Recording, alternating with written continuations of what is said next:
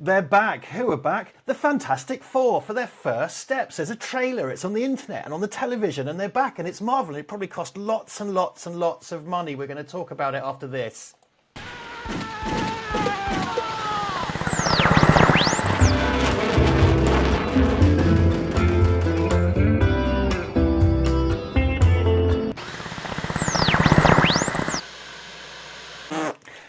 Fantastic Four, First Steps, new trailer, just drops. What you didn't hear is I did a very prolonged fart noise on the countdown, just to give Duncan that kind of guff-powered energy as we get into this. Welcome aboard, this is Verde Broadcasting, I'm Richard Jackson, that is Duncan Casey, he is an actor, I am a cinematographer. We talk about movies and the such like, and we react to trailers and things like that. If you know us, great, welcome back, leave a comment. If you don't know us, great, welcome, leave a comment. It applies to everyone. So, Matt Shackman has directed a film of Fantastic Four, First Steps. This is the third theatrically released Fantastic Four movie. It's the fourth Fantastic Four movie, if we're counting the ill-fated Roger Corman produced one. We both watched the trailer yesterday. It dropped yesterday. Duncan, what did you think? Well, sort of, I suppose, see our Superman discussion as well. But I mean, it seems like they finally understand that it's not a gritty, serious, dark tome. That it is, in fact, daft, camp, and sort of gloriously OTT, and that's kind of baked in, and that you should have lent into. So it seems like they're leaning into what it actually is, for once, which is sort of pop comic book kind of campery. Which why not? Yes, and Marvel have had the rights back to this for a while, and they don't appear to have rushed in with it. And yeah, I mean, you know, it's back with Marvel, and they appear to have tread it as it kind of should be tread. I mean, I think the original Tim Story ones were trying to glom onto that kind of Spider-Man style of thing, but not quite getting what made that work. And then the one by Josh Trank was this kind of ridiculous grimdark nonsense that was then to give him some kind of credit is a rough term, but you know, was absolutely butchered by Fox after test screenings and stuff like that, so we don't talk about that. I've got a soft spot for the Roger Corman one. I once spent an afternoon with Alex Hyde-White, who played Reed Richards in that, and he's a very good dude, and talked to him a little bit about his experiences in that. You know, I've got a soft spot for it. It's actually a very entertaining movie for something that's very bargain basement. This is a kind of it's like a Norman Rockwell painting come to life type thing. It's Americana. It uses the visual language of rocket launches, which I found really cool. Changes an aspect ratio. Really lovely art design. Really great. My understanding is this isn't the past of the MCU timeline, sacred timeline. It's supposed to be, I think, they live in another dimension, I think. Oh, okay. I believe Jetsons type, you know. Yeah, kind of Jetsons thing. I mean, which may well be the 60s in that timeline. I don't know, but like for example, Doctor Strange, when he met John Krasinski as Reed Richards, he's like, I don't know who you are. Like, what is that? Yeah. He makes a joke about them being big in the 60s, but in a very kind of withering way. So I understand. I could be wrong. And if the Marvel timeline was a big Jetsons place in the 1960s, and everyone just forgot about it, that would be weird. But yeah, this looks cool. I mean, Matt Shackman did the WandaVision show, and that had a very good. I thought it was really brilliantly directed, a very clever way of segueing through the eras of sitcom, and that did include a kind of I Love Lucy 50s thing, and then. You know, kind of I tell you what's encouraging about it, I think, is the fact that they, you know, there always seems to have been this conflation of sort of dark tone with serious subtext, or you know, dealing with issues. Whereas this, you know, I think from the trailer, because obviously in the trailer there's dialogue about from Sue? Well, they talk about, you know, it's not, you know. We're not talking about Shakespearean levels of depth, but it's that thing of, you know, like, why does he look like a rock? He's always been a rock. You know, it's like the fact that all their kind of powers are kind of, they're still them. You know, it's like this is just they're just manifestations, and it's kind of like and again, that's part of the human condition, right? So it's a way of sort of examining the human condition through the fantastic prism of the Fantastic Four, and you know, and so therefore all the fantasticalness of it can still exist, and it can still be nuts, but you can still have a very real human story at the centre of it, and that's what these things should be. I don't know why there's been this thing of like, no, you can't do that unless he's like breaking necks and smashing up Yeah, buildings or whatever. And it's like, this is my Section 31 review as well. It's a similar thing. It's like, you know, there's this real desire to conflate, you know, violent, dark and sweary and sexy does not automatically equal mature. Just because kids can't watch it, it doesn't mean it's not juvenile.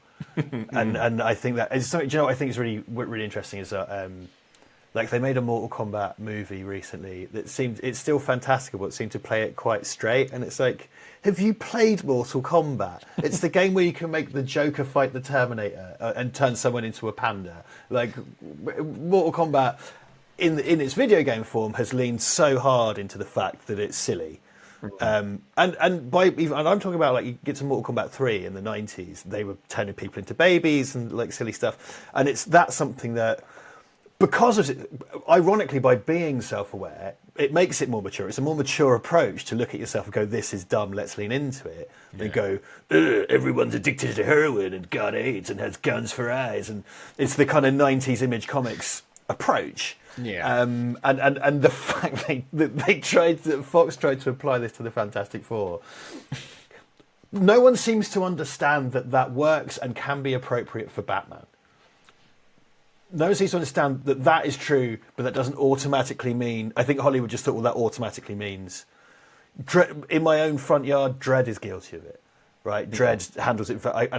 you could chalk that a lot down to budget, but it takes it all very seriously, when in actual fact, those comics are quite fun. Yeah. So, you know...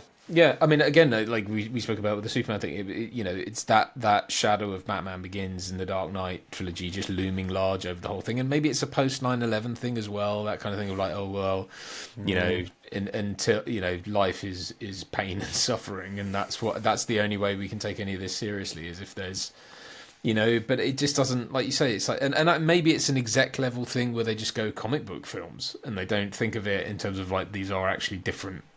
And there might be different themes to explore in different ways. Yes. You know, well, comics are a medium, not a genre. Yeah. And I think that's the problem. It's kind of like, oh, well, there's a Care Bears comic. Well, they must all be like Rwandan war crime criminals. Do you know what I mean? Like, it's like, no. It's just a different way of telling a story. It's not. Yeah. You know. No, very much so. Yeah. So no, this does seem in keeping with a bit more of a kind of. It's that thing of going. Oh, it's like everyone would always say. Oh, it's dark and gritty. It's like, well, in this case, they'll go, it's light and silly or something, and it's like, well, not necessarily. It just is a world that is. What's really good about it is it's not. It seems anyway to be kind of well visualized. It seems really kind of holistic in how it's approaching both the characters and the world. It's very kind of. Just leaning into, I guess it's just going, well, look, they look like this in the comics, so that's what this looks like, you know, the end. That's great. Good we for do them. seem to have slowly, even inside Marvel, because when you watch Iron Man, it's very much about a man who invents a robot suit and there's nothing else magical in the world. And then it turns out Thor also exists. But we've got, and James Gunn is a big part of this with the Guardians films. As we've gotten on, they've become less and less and less and less ashamed of what they're doing. And we've started seeing more kind of like one-to-one comic accurate costumes and things and stuff like that. And I think this is very unabashedly, because the Fantastic Four is supposed to be kind of you know, it's big American futurism based around a family they called Marvel's First Family, and they were partially kind of created to placate the comics code people in that, like, this is about a wholesome family and everything, and you know, it's leaning into that unashamedly and just giving you the kind of 1960s style thing, and that doesn't therefore make it immature. I mean, I think it's the similar stuff might get flung at the Superman movie that's coming, which Superman should be for everyone. It doesn't mean it's for kids, and I think that's another mistake. Just because something is for everyone, just because kids can also watch it, it doesn't therefore mean it's for kids. And people bulk at that quite a lot because, you know, no one gets skull fucked or whatever in a Teddy Ruxpin film. So it I like its energy. I did have I was talking with my friend Simon, who you know, and because he walked in the room and he's kind of like, if you watch the Fantastic Four trailer, I was like, oh shit, I have not. I will look at that now. And then you spoke to me about it afterwards. The conversation we had was, which is my legitimate concern, and it is kind of how WandaVision and WandaVision was deeply interesting, and then it turned into two robots punching. And if this turns into a blue light coming out of the sky, and the Fantastic Four fighting 100,000 faceless aliens, I'd be like, oh, okay, this was really fun. I love your tone up until the 89th minute, where the mole people came out the ground, and then you had to fight the mole people and stop the reactor, and it's like, no, not that again. Yeah. Please, not that again, because that's what derails. I wasn't that on board with Black Panther 2, but I was certainly less on board with it when a bunch of CGI whatever's attacked a boat at the end. I was like, yeah, I don't care now. It's the light in the sky thing. I mean, that I will say that about the Superman thing. Is like there does appear to be beams of shite coming out of the sky, and it's like, really. But yeah, I know, because the temptation is that they feel that there has to be that big third or fourth act, fight. I suppose as long as it's, in a way, I don't care as long as it's still thematically consistent. There's, like I say, there's all that dialogue, which does seem, again, like it's a statement of intent, with all the characters talking, or them talking about what the characters, who they used to be, because I think isn't it Reed Richards is like worried about how they're changing. He spreads himself too thin. Sue thinks she's invisible, and then he thinks it's progressing or something like. Yeah, but it's kind of like, and her thing is, look, I'm always here. Even though someone's invisible, they're always here, and that kind of thing is quite nice. And I suppose if you then create the thing they have to fight is some sort of embodiment of, I don't know, whatever. Again, there's ways to do that interestingly and thematically. Yeah. There's ways to do that interestingly and thematically, and it's a mistake to think that there has to be a big punch up. Which would be really disappointing. I mean, who's to say what will happen? But I the like script writers. Yes, indeed. Yeah. Spreadsheet fucking filmmaking. But as of right now, I very much like the cut of its jib. Do you know what I mean? Like, it's got a really lovely look to it. Like, and it has. I've been saying this for years, but the animated show, The Venture Brothers, has been doing this for a really long time. This kind of retro futuristic thing.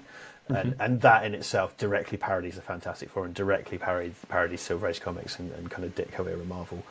We're in this feedback loop now. It's just like, this looks like because I've been watching that show for so long, this looks like a live action Venture Brothers movie to me. And also, Malkovich. There's John Malkovich in it. He's in the trailer. Is he? One shot of him going, like it's the exact same shot from, in the Superman trailer. There's the kind of wrinkled ballsack man going. Yeah. In this one, it's John. I just said his name. Malkovich doing that, and I didn't even clock that. I know. Obviously, Galactus showed up at the end. Was it Galactus? Yeah, Galactus, proper Galactus, not a big fart cloud in space. Galactus, the real. Which is neat. Yeah, do that. And Silver Surfer's in it as well. But it's not the original Silver Surfer. It's the other one, the female one. That's like in the comics is his wife. I don't know the name. I know Norrin Rad is the. Right. Original Silver Surfer, and I think presumably serving the same role, because the Silver Surfer comes up and goes like, "Hey everybody, Galactus is coming. You're fucked. It's my job to tell you." Yeah. It's how that works. So Silver Surfer's in it as well. But I love that, and again, the whole kitchen sink, much like the Superman film, the whole kitchen sink, the stuff that people hate, like Crypto, fucking Herbie the robot is in there, and the Fantastic Car is in there. It's like, you're doing almost a live action cartoon, I suppose, like a crazy retrofuturistic thing. Put Herbie the robot in there in an apron cooking them. Well, and again, much as like I've said about, I have lots of love for the Christopher Reeve Superman films, but even that was a sort of realism. There was the whole verisimilitude thing, but it was set in modern day New York, effectively. Everything else was real. It was just that Superman existed, and and that's something I think people can tend to forget. I know he turns the world. Well, he doesn't turn the world backwards. He goes so fast the world goes backwards because he's going back through time. You know what I mean? But let's not relitigate that whole fucking thing. There hasn't really been. I mean, you look at the original Fantastic Four films, not the Roger Corman ones, but the who did the other ones? Tim Story did the ones with Owen Gufud. And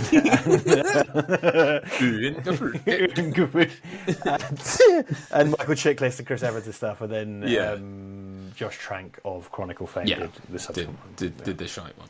I mean, so the two obviously that came out, the Ern Gefrud ones, Yeah. or the Jessica Alba ones. Let's just call them that. No, Owen No. Gifford. Okay. Ian Griffith. Yes. Yeah.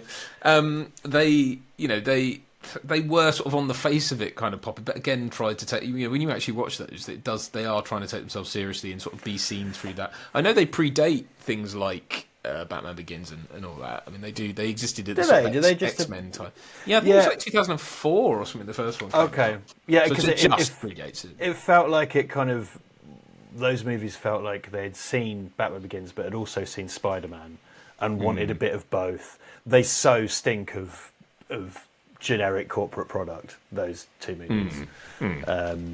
So, and I think good cast in there.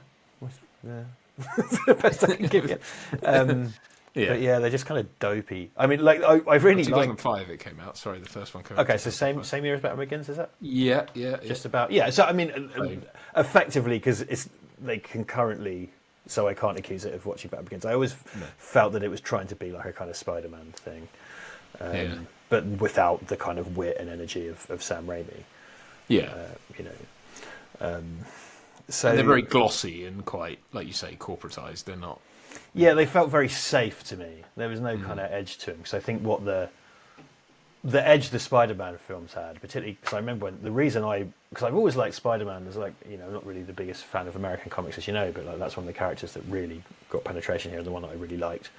So it was one thing that was a live action Spider-Man. The reason I went bananas for it is because Sam Raimi was doing it, and that was its edge. Its edge was this is a PG or 12 or whatever family friendly. It's for everyone, not just for kids movie, but it's directed by the Evil Dead guy, so that's going to be fun.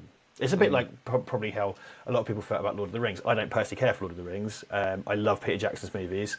But the theoretical me that gives a shit about Lord of the Rings would have been very excited to see that directed by Peter Jackson. And so on. And again, it's that's what gave it its edge. Whereas the, sorry Tim's story, but Fantastic Four was directed by some guy. There you go. Yeah, it doesn't have a style particularly, does it? It's very much. Oh, it reminds me of the kind of Tomb Raider look. That kind of white plasticky. Okay, sure. Yeah, like this is very much what you would call an film. Yeah, someone jumps off something and they sort of appear to float a bit too long because they're on wires and dangle when they should be falling to the ground. That sort of weird late night. I guess it's a hangover from the Matrix or something, but it was just like almost like they wanted you to know these people were on wires. Right. Because that was what was on trend then. Yeah. So Tomb Raider is a really good example of that era of stuff. It's kind of like, we know that thing that you love. Here's a film. What's it about? Do you care? It's a film. And it's just like you're supposed to go, oh, well, I guess I'm enthused for product. Yeah. Or content, as we would call it now. Yes. Please like and subscribe. Yes, but this is different. I do quite like on for your cinematography nerds, watching this. The Marvel logo for this is the Cinerama logo, which is an old-fashioned 35mm widescreen process of film development. That's okay. Look, it's Marvel in the '60s, but a movie. Okay, very good, easy design. Nice bit of design that tells a story, which is superfluous to the story, but it tells you where we're branding this and how it's couched and stuff. And I've actually low-key, I've not really talked about it, I've low-key been really looking forward to seeing more from this. This is the one I'm kind of like, I'm not that bothered about the Fantastic Four. Fantastic Four done well is excellent, great. But I've been sitting around going like, oh yeah, that kind of 1960s Pedro Pascal Fantastic Four movie, I want that to be good. I'm going to wait and see what we get. And this has lived up to my expectations. Oh, good. Yeah. No, it looks. I don't know what else there is to say. Really. It's kind of. I'm for it. I'm not against I'm not against it. So I am appalled. It's it is sort of one of those things where people talk about superhero fatigue. I think a lot rests on the shoulders of this and Superman. I mean, I think actually these are the kind of they're going to be the torch bearers for what's to come next. And if they don't perform, I do wonder if that might mean we see, because we have seen a retrenchment or what's the word? Retreat, I suppose, from the glut of superhero films. It used to be you'd get 4 or 5 a year. The brakes on a bit, yeah, I think.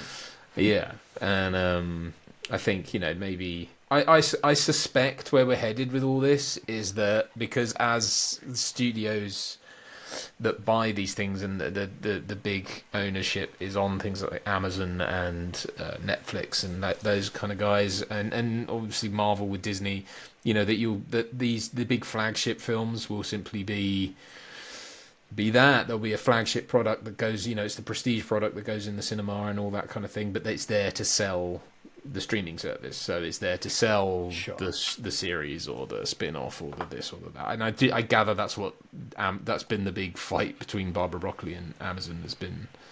I think they want to do that. Probably want to make James Bond Academy and James Bond Year One and James Bond Moneypenny or Penny or whatever. Penny, oh god, money. Yeah. That's what it will be. And then, would you like some money, Penny? And then that'll be the thing. Oh god. And then one about M's colonoscopy, but So that's why I think there's been I don't know. Who knows who's to say? But the word is that's why that's not going anywhere for a long time. Well, going back to the superhero thing, if you count Blade as the flashpoint here, as many do, that makes us 26 years deep. Which, admittedly, it took a time to gather momentum. It did. Like, it wasn't just like superheroes now. Like, Blade had to happen, then Batman Begins had to happen, then Iron Man had to happen. So there was like a kind of 10-year-ish. X-Men, I think, did, and Spider-Man. Yeah, those are all in that. They're all in that mix. So that kind of 10-year sort of we're figuring this out. Have a film with Ian Gifford in it. Ian Griffiths. Oh. And now, like I've said many times, there are kids who have only known this. There are full 26-year-old humans with driving licenses and mortgages and divorces and whatever. Like this is all they've known. Whereas us old fucks are like, people didn't used to like those once, we remember. They do like them now, though. Take your pills, and shut up. Well, yeah, it used to be that it was weird when you think about it, because like when Superman and Batman and then the follow-up sequels were always like lent more and more into the kids stuff and became less and less sort of relevant to anyone really, and that it is weird that's where it kind of went. But I suppose what you've got to see is that the stuff that comes out at a time that's designed to appeal to the youth is made by people who are not the youth, and we're kind of getting into an era where they're made by our peers, and not just made by our peers, but also the decisions to commission stuff is made by people who are maybe our age or a bit older, who probably get it a bit more. Whereas before, what's his name?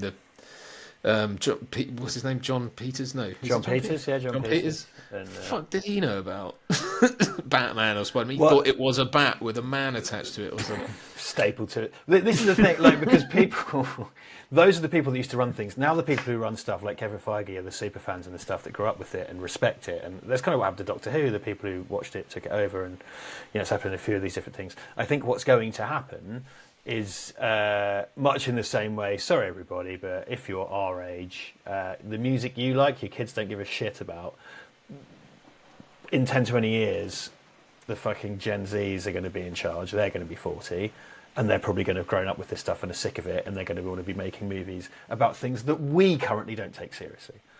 And so the cycle continues. I do wonder though, because I kind of look at the film and stuff and media now is we're in that era of it being so forgettable because it's so instantaneous and it's so in your face 24/7 on your phone.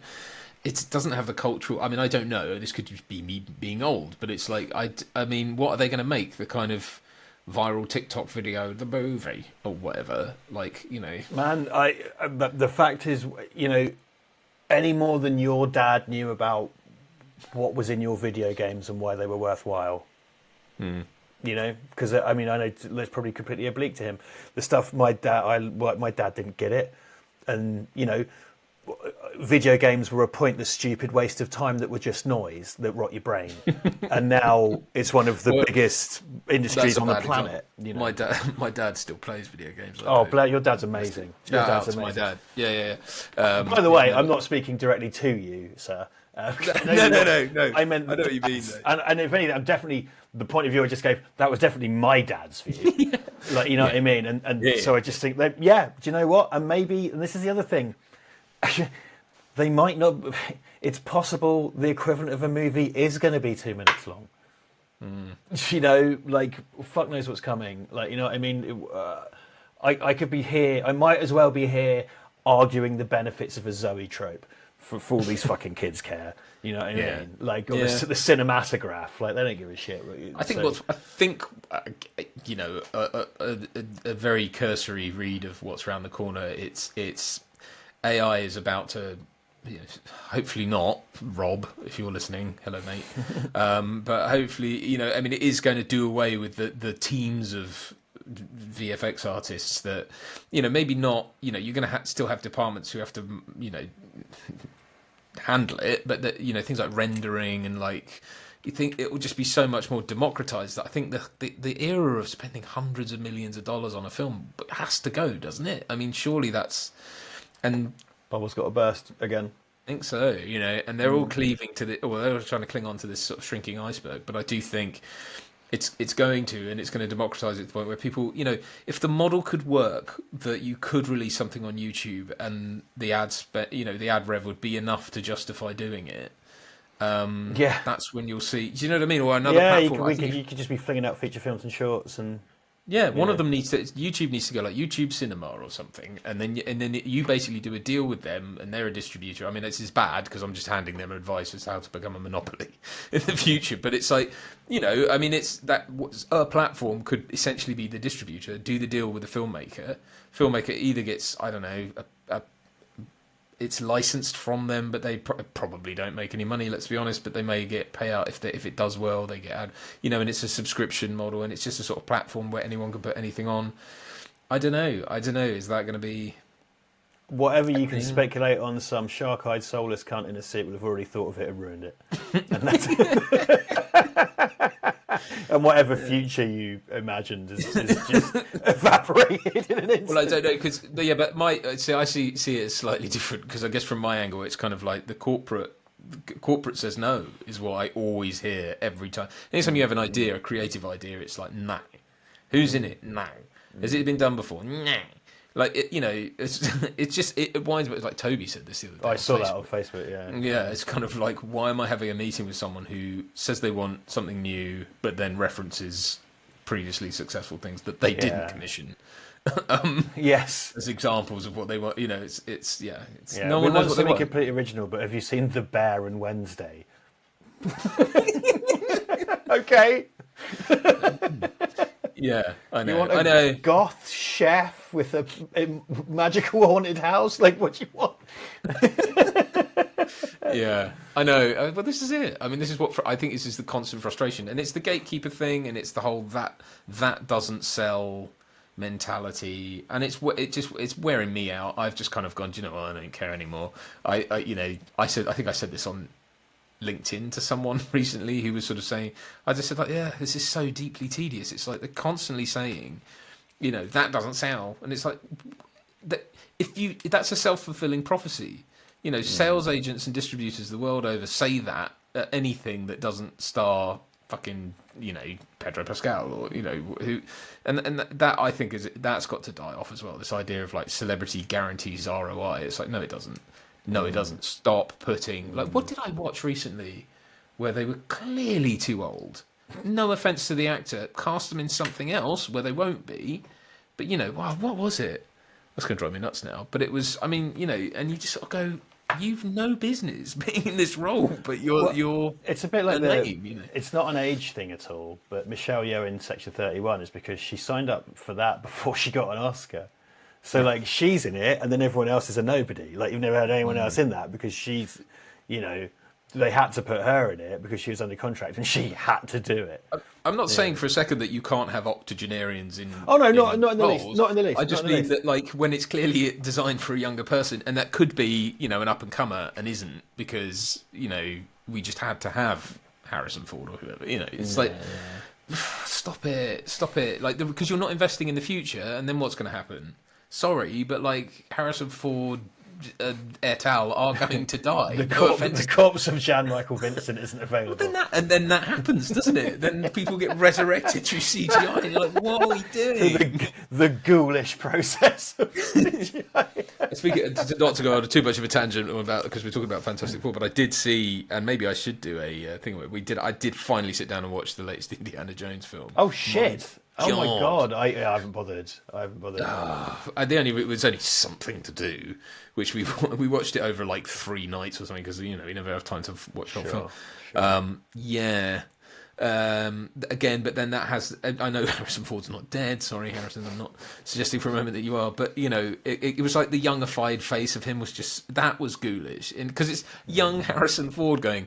Well, it's like Samuel L. Jackson in Captain Marvel doing the run of an 80-year-old man because he's like 72 or something. So he runs with bow legs because he's 72. He's just got this awful young face like stuck onto his.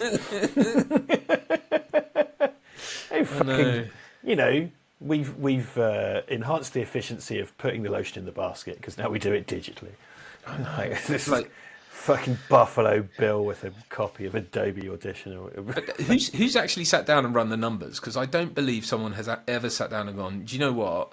The cost of that, and I guess with AI it'll get cheaper, but at the moment, the cost of that versus hiring someone new. For the sake, I mean, I don't know what that bloody film costs. I mean, it's probably 300 billion, T-squillion, whatevers. But if you divvied that up and said, actually, I could make 10 films for that, and I don't think it's impossible for that to serve the story, but Harrison Ford's still alive. No. So if you want Harrison Ford in your Harrison Ford film, which you have, you don't also have to have young Harrison Ford in there. Like the example of Peter Cushing and more recently Captain Scarlet / Ian Holm, they're dead and they're not necessarily consenting, but they're, if their family get paid, great or whatever. But like, I can kind of see. If there was something vital to serve a story whereby you had a younger, I mean, I'm yet to see it, but I don't think I'm always open to new ways of telling a story. But like, it just feels ghoulish most of the time.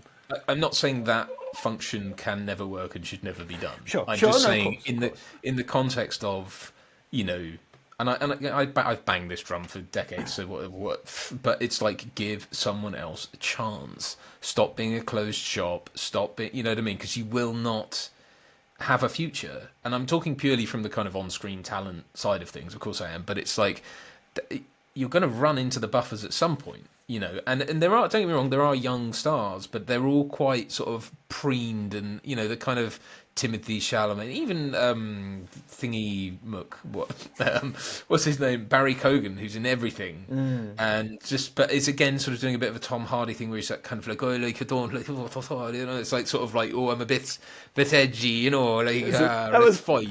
That was Popeye. I mean, he would be a good Popeye. Let's be honest, and he's great. He's fantastic. Don't get me wrong. Absolutely brilliant actor. Like that. That's not to take away from it. But it's kind of like let's try and because we've said this for a long time. The mid-budget died a long time ago, and I think the micro-budget's dying. And the most famous young people are on TikTok. And that's where they're consumed as well. Because I just thinking, young people in film. I saw. I went with my girlfriend to see Wicked, which I quite enjoyed actually. I must say. Oh, yeah. Not my cup of tea. Don't care about it, but yeah, it was fun. And Ariana Grande, I think she's really really funny. She's got amazing timing. And then my algorithm got a bunch of her stuff from SNL, and she's really naturally funny. Her impressions are really good. Really good, like Jennifer Lawrence and stuff like that. Yeah. She's 30. She's like the youngest person I can think of, and I guess Chalamet must be about 30 as well, I suppose. God, I don't know. I don't really know, but like I don't know, but like I think again because there's this kind of old media thing where it's not desirable to be a movie star like it was. You can become a millionaire from your fucking bedroom, yeah, like we have failed to do. So it's not as desirable to be. So perhaps there's no wonder they keep, doing ghoulish digital necromancy. Well, and the thing is that people don't see is the rate of attrition, because I think what you'll find is that a lot of people, I see it because I'm in the industry, but I know actors since I started who've dropped out because they couldn't sustain it, and I know lots of people who get to my sort of age and stage of life and go, you know what, I have a mortgage and kids, and I simply can't sustain this anymore. I've got to go do something else. And especially female actors, or whatever you're supposed to say, that they need to go and have kids if they want to have kids, and then if they haven't made it by their mid-20s, you know what I mean, then they're out. Well, it's just bizarre, this insane idea that because like every Will Smith or Tom Cruise movie, his love interest is like 30. Because if you're older than 29, you're a decrepit hag for women, whereas that doesn't apply to men in the same way. There's if a weird gross standard exists. Well, there are like Charlize Theron. There are people who've sort of broken that mold, but then she didn't have kids. She's adopted, I think, but she didn't go off and have kids. And it's the same. I think that's the problem. Is like you have to, and more now, it's like the career just gets lengthened and lengthened and lengthened because there's no. It becomes a war of attrition. Like you've got to stick around till you're much older, really, now to really get any kind of chance at stuff. And I don't know that's. I think it's going to create a void. I mean, don't get me wrong. Throw a rock, you'll probably hit an actor. That's not. We're not in short supply. But I do think that you'll lose out a lot of potential stars. Just endlessly playing it safe, isn't it? Anyway, well, thanks for listening to this episode of Old Man Yells at Cloud, or Old Men Yell at Clouds. Yeah, it being the plural. So thanks for joining us. Thanks for tuning in. It does often tangent like that. We're bitter and decrepit. You can follow us. You can leave comments and like and subscribe and whatever. We've long since noted the futility of listing off social media platforms at the end of a video. So yeah, if you've got anything to say about this, do comment below. We are also on Patreon, and you can find me on street corners begging, sometimes with my hat and my withered palm outstretched. That's not true. I'm rambling. Duncan, anything to say before I quit this?